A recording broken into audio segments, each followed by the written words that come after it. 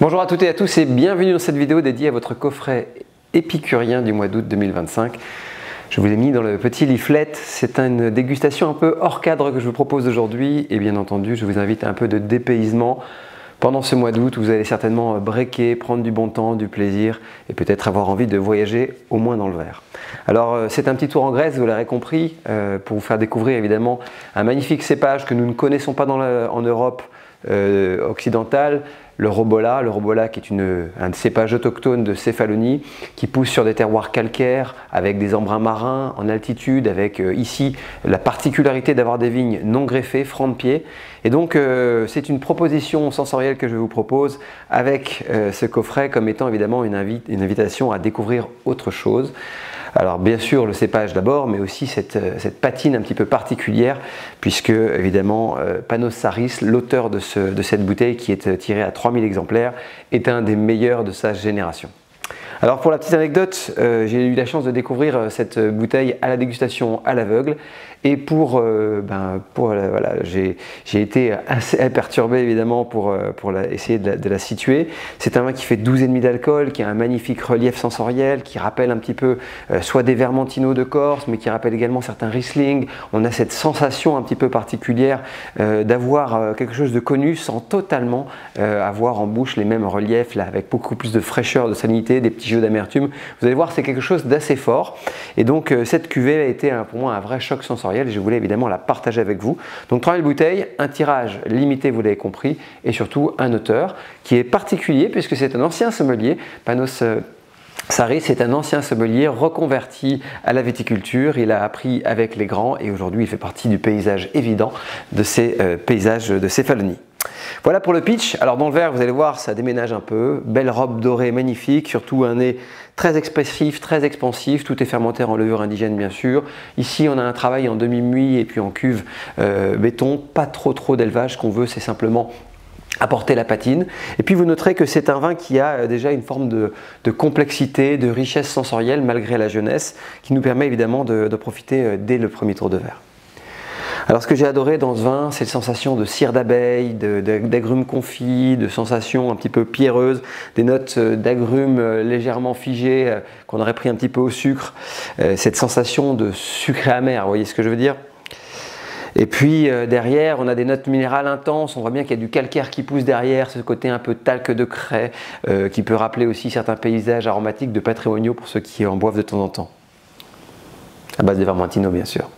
On a évidemment aussi ces notes un petit peu terpéniques, pétrolées, on a ce caractère qui peut rappeler certains vieux Riesling et qui parleront évidemment à ceux qui aiment les Riesling avec un petit peu de sagesse. En tout cas, c'est un vin d'une grande complexité dont j'adore évidemment le relief, particulièrement dans cette saisonnalité. En bouche.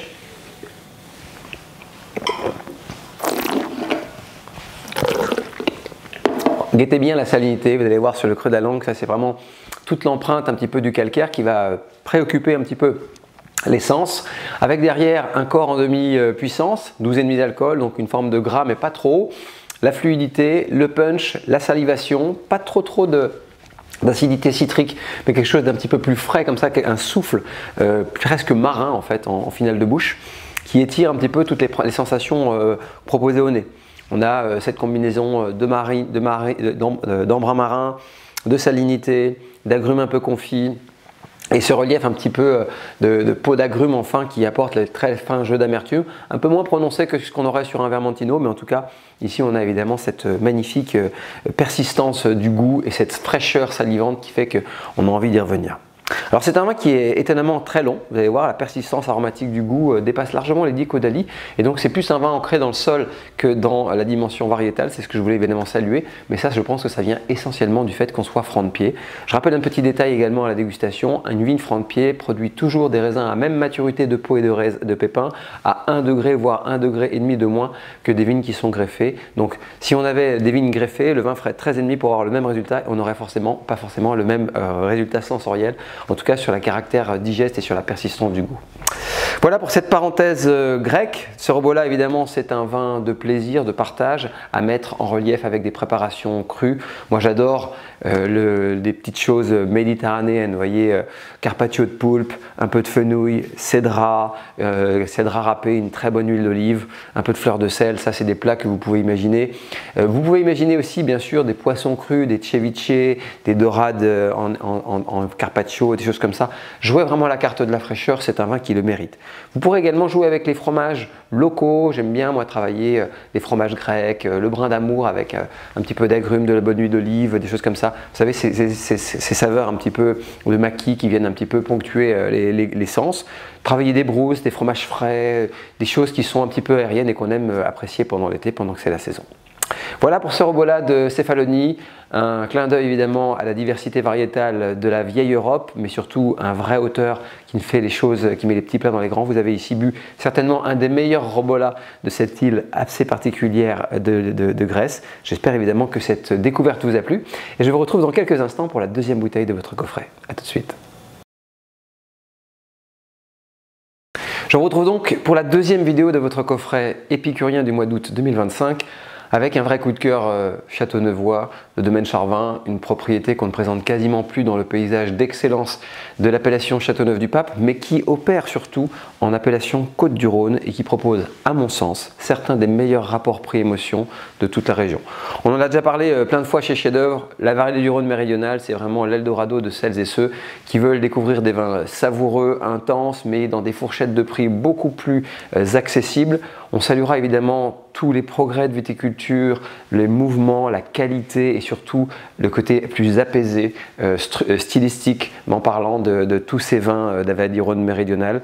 On n'a jamais aussi bien bu dans cette région qu'aujourd'hui, les vins n'ont jamais été aussi gracieux et la viticulture n'a jamais été aussi belle. Bref, tout ça avec des vins qui oscillent entre 16 et 25 €. Donc vous avez un océan de très grands vins à découvrir sur les appellations Côtes-du-Rhône, mais aussi les appellations satellites, Lyra, Crasto, Kéran et autres. Il faudra un petit peu creuser, en tout cas si vous aimez tous ces paysages châteaunevois. Alors là, évidemment, Laurent Charvin, c'est une propriété historique de l'appellation. Les racines du domaine remontent au XVIe siècle.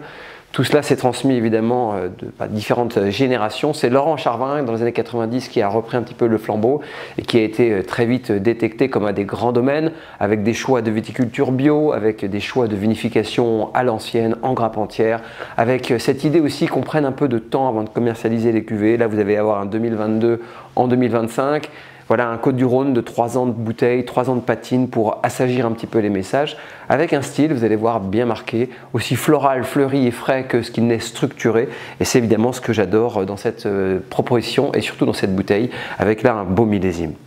Alors vous allez pouvoir déguster une cuvée qui est dominée par le grenache, plus de 80% dans son assemblage, mais elle est composée d'autres cépages méditerranéens également, un peu de Mourvèdre, un petit peu de Cinsault.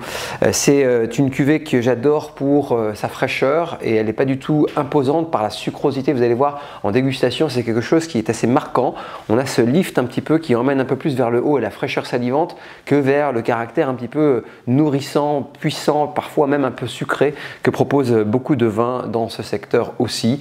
Et donc là, c'est un effet de style que je voulais évidemment applaudir. Passons à la dégustation maintenant. Vous allez voir déjà une robe moi, que j'adore, une inspiration comme ça. Un rubis, on arrive encore à lire à travers les germes qui tirent vers le grenat. C'est fluide et il n'y a pas forcément trop de richesse, malgré évidemment la richesse. Alors je vous mets au défi de sentir les 15 degrés de cette bouteille en sensation. À aucun moment, on peut dire que ce vin fait 15. Et ça, c'est très important. D'un point de vue sensoriel, vous allez tomber dans ce que j'adore sur le travail de la grappe entière autour du grenache, c'est-à-dire ce crush de framboise un peu sauvage avec un trait de menthol, ce caractère un petit peu ligneux, séveux, ces pétales de fleurs, des pétales de fleurs un peu capiteuses, la violette, l'iris, des sensations qui sont un petit peu comme ça, qui apportent du poudré, des sensations évanescentes au nez. On a ce caractère un peu frais aussi, ce mentholé, cette fraîcheur d'hibiscus également qui se présente d'un point de vue organoleptique. Et puis surtout, ce que j'adore, c'est qu'on peut laisser son nez sur le verre, malgré un grand verre comme ça, avec une grande chambre d'aération, une grande ouverture. Les esters alcooliques ne sont pas brûlants, on n'a pas du tout la sensation d'avoir quelque chose de chaleureux. Et ça, c'est très important. Alors en bouche, vous allez voir, merveilleux.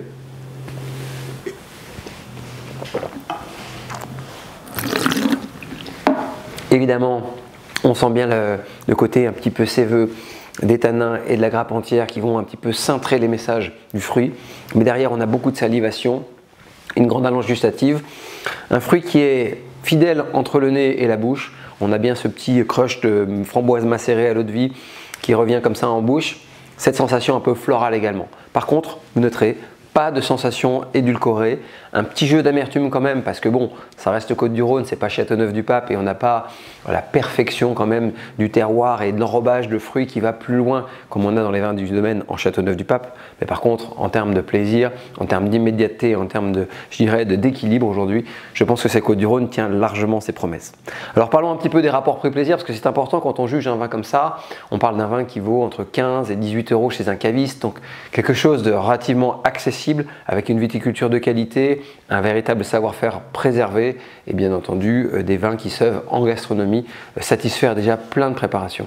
Alors évidemment les mariages seront à peu près les mêmes que ce que vous pourrez faire sur des Châteauneuf-du-Pape, mais jouez pas simplement à la course à la gastronomie avec ces vins-là, jouez à la spontanéité, faites macérer un petit peu des viandes dans des bonnes marinades, grillez-les sur le barbecue. Là vous pouvez jouer avec du porc, de l'agneau, bien sûr des volailles aussi qui seront, voilà, si elles sont une bonne marinade avec un peu de goût, ça tiendra évidemment le challenge.